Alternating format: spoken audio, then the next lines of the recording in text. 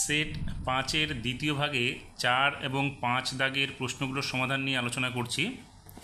4 দাগের প্রথম প্রশ্নটাতে বলেছে সরল করো -20 এর বিপরীত সংখ্যা থেকে বিয়োগ করতে হবে -7 এর বিপরীত সংখ্যা -8।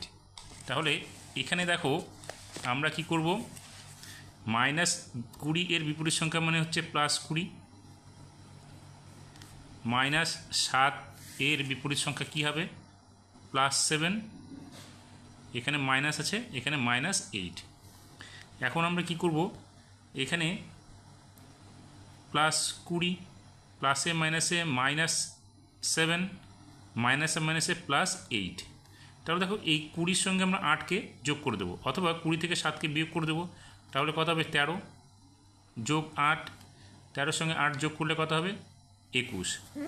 পরের 2 নম্বর প্রশ্নটিতে বলেছে প্রথমটির সঙ্গে কত যোগ করলে দ্বিতীয়টি পাই, অর্থাৎ -7-এর সঙ্গে কত যোগ করলে -12 পাবো। তার মানে আমরা কি করব, -12 থেকেই -7কে বিয়োগ করে দেবো। তাহলে এখানে কত হচ্ছে -12, মাইনাসে মাইনাসে এখানে প্লাস হয়ে গেল 7। তাহলে কত হচ্ছে, এখানে দেখো -12 আর +7 দুটো বিপরীত চিহ্ন হয়ে গেল, অর্থাৎ 12 থেকে 7কে বিয়োগ করব, এখানে হবে 5 আর চিহ্ন হবে বড়টার অর্থাৎ -5। তাহলে প্রথম আমরা কি লিখব, প্রথমটির সঙ্গে -5 যোগ করলে -12 পাবো। 3 নম্বরটা রয়েছে সরল করো। তাহলে এখানে কি হবে, এখানে আছে 15, এখানে মাইনাসে মাইনাসে +3 হয়ে গেল, যোগ এখানে বলেছে 7 এর বিপরীত সংখ্যা অর্থাৎ -7। তাহলে 15 আর 3 কত হলো 18, এখানে প্লাসে মাইনাসে -7, 18 থেকে 7 গেলে এখানে হবে কত 11। এবার 4 নম্বরে বলেছে ধ্রুবক এবং চল লেখো। তাহলে দেখো এখানে 4x + 3y, 4x + 3y এর মধ্যে ধ্রুবক কে কে আছে, দেখো এখানে ধ্রুবক কেউ নেই। এখানে আমরা ধ্রুবক এখানে যেহেতু নেই, তাহলে আমরা এখানে লিখব 0। আর চল হচ্ছে আমাদের x ও y।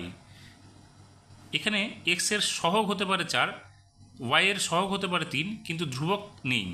অর্থাৎ ধ্রুবক হচ্ছে যেটা একা একটা সংখ্যা থাকতো, এখানে হয়তো প্লাস বা -5, 3 যা কিছু একটা সংখ্যা থাকতো, সেটা হতো আমাদের ধ্রুবক পদ।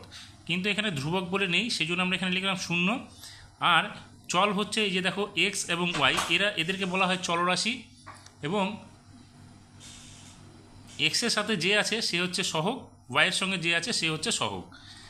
এরপরে 5 নম্বরে বলেছে সরলরেখার সাহায্যে যোগ করো। +7 এর সঙ্গে -2 যোগ করতে বলেছে। তাহলে আমরা এখানে একটা সংখ্যা রেখা নিয়ে নিলাম। এবার আমরা প্রথমে কি দেখব, +7কে যাব।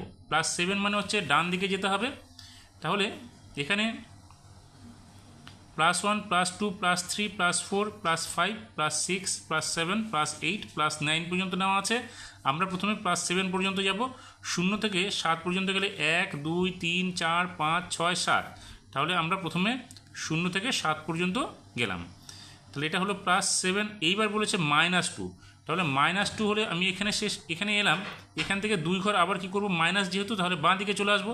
তাহলে 1 ঘর 2 ঘর এখানে আমি এলাম, এটা কত -2। তার মানে আমার মোট দূরত্ব কত হলো, 0 থেকে দেখো আমার শেষের অবস্থান কোথায় হলো +5 এর পর্যন্ত। তাহলে এখানে কি হচ্ছে, +7-এর সঙ্গে -2 যোগ করলে আমাদের কি হচ্ছে +5 হচ্ছে। তাহলে এখানে আমরা লিখব +5। এরপরে আমাদের 6 নম্বর প্রশ্নটিতে বলেছে যে 960 এর সঙ্গে কোন ক্ষুদ্রতম সংখ্যা যোগ করলে যোগফল একটি পূর্ণবর্গ সংখ্যা হবে। তার মানে আমাদের প্রথমে কি করতে হবে, 960কে আমরা আগে বর্গমূল করব। তাহলে দেখো এখানে 3 3 9 হচ্ছে, এবার 3-এর ডবল কত 6, এখানে পরের জোড়াটা নেমে গেল 60। এবার যদি আমরা 1ও বসাই এখানে, তাহলে কত হচ্ছে 61। তার মানে যাচ্ছে না বলে আমরা এখানে একটা কী করবো, 0 দিয়ে দেবো। এবার আমরা কি করব, যোগ করতে বলেছে। তাহলে এবার 30 + 1 সমান ছিল 32, 31। 31 এর বর্গ বের করব। তো 31-এর বর্গ মানে কি, এখানে 31-এর বর্গ হচ্ছে 31কে 31 দিয়ে গুণ করা। তার মানে এখানে কত হচ্ছে দেখো, 31, 31কে গুণ করলে 31 হচ্ছে এখানে, 3 একে 3, 3 3কে 9, অর্থাৎ 9 6 1। তার মানে আমরা যদি এখানে 9 6 1 হয়, আর যদি আমরা 30 নিই, দেখো 30-এর বর্গ কত হচ্ছে, 30 গুণ 30, 30 গুণ করলে 900 হয়ে যাবে। তো 900 থেকে এখানে আমরা যদি 960 থেকে 900 নিই, তাহলে 60 বিয়োগ করতে হচ্ছে, আমাদের তো বলেছে যোগ করতে হবে, তাহলে এখানে 961 হচ্ছে। তার মানে আমাদের যে সংখ্যাটি হবে, নির্ণেয় সংখ্যাটি সমান চিহ্ন কী হবে, 961 বিয়োগ 960, তার মানে হচ্ছে 1। এই 1 সংখ্যাটা যদি আমরা এখানে যোগ করি 960-এর সঙ্গে, তাহলে হবে 961। অতএব এই 961 সংখ্যাটি হবে আমাদের পূর্ণবর্গ সংখ্যা। তাহলে উত্তরটা হচ্ছে আমাদের কত, 1। এরপরে 5 দাগের প্রথম প্রশ্নটিতে বলেছে চতুর্ভুজাকার ভূমি বিশিষ্ট পিরামিডের চিত্র অঙ্কন করো। তাহলে দেখো চতুর্ভুজাকার অর্থাৎ ভূমিটা কী হবে, চতুর্ভুজ হবে, সেই আকৃতির একটা আমাদের পিরামিড আঁকতে হবে, তাহলে এটা হবে এই আকৃতির।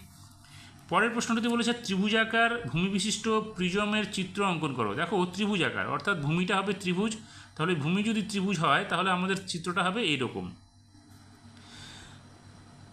এরপরে সমবিন্দু সরলরেখা কাকে বলে চিত্রসহ বুঝিয়ে দাও। তাহলে সমবিন্দু সরলরেখার সংজ্ঞাটা কী হবে, যখন 3 বা 3-এর বেশি সরলরেখা একটি নির্দিষ্ট বিন্দু দিয়ে যায়, তখন ওই সরলরেখাগুলিকে সমবিন্দু সরলরেখা বলে। যেমন এখানে একটা চিত্র অঙ্কন করেছি, দেখো ও বিন্দুকে কেন্দ্র করে A B C D E F এবং জি এইচ, এখানে 3-এর অধিক সরলরেখা আছে, 4টি সরলরেখা নিয়েছি, এরা পরস্পরকে ও বিন্দুতে ছেদ করেছে, এরাই হচ্ছে এই A B C D E F এবং জি এইচ সরলরেখাগুলি সমবিন্দু সরলরেখা। এরপরে আমাদের 4 নম্বরে বলেছে, 5-এর 4 নম্বরটিতে বলেছে যে পঞ্চভুজাকার প্রিজমের তল সংখ্যা, ধার সংখ্যা ও কৌণিক বিন্দু সংখ্যা।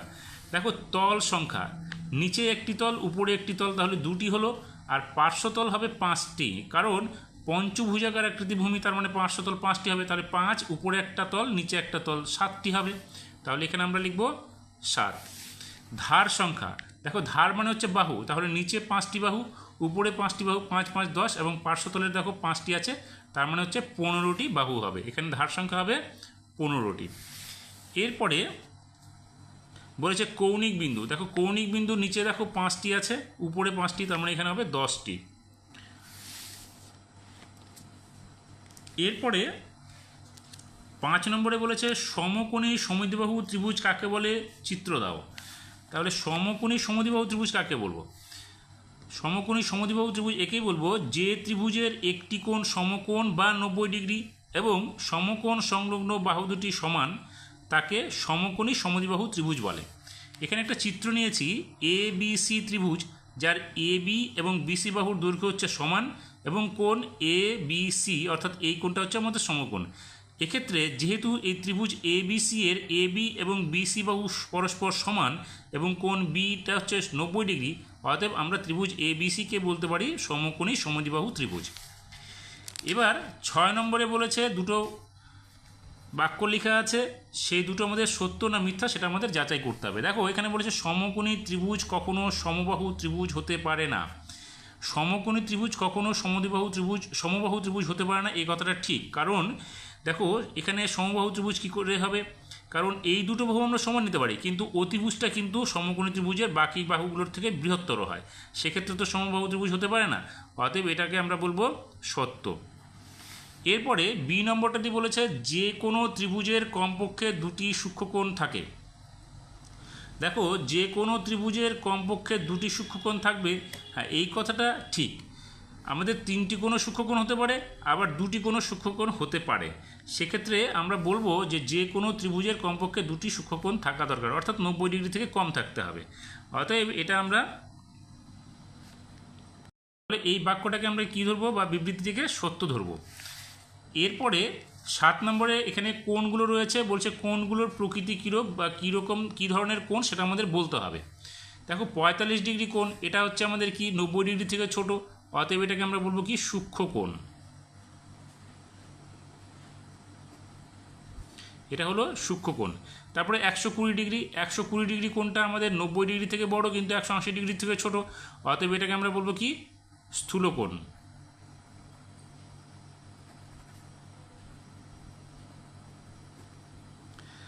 এরপরেরটা বলেছে 220 ডিগ্রি। 220 ডিগ্রি দেখো 180 ডিগ্রি থেকে বড়, কিন্তু 360 ডিগ্রি থেকে ছোট, অতএব এটা কি প্রবৃদ্ধ কোণ। তাহলে এটাকে আমরা লিখব প্রবৃদ্ধ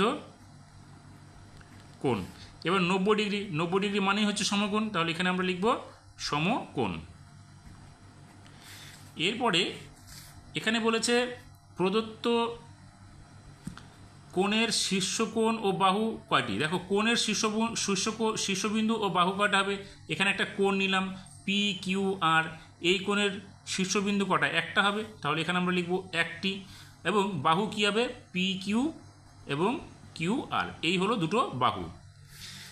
এরপরে বি নম্বরে বলেছে সরলরেখা এবং রশ্মির মধ্যে পার্থক্য দিতে হবে।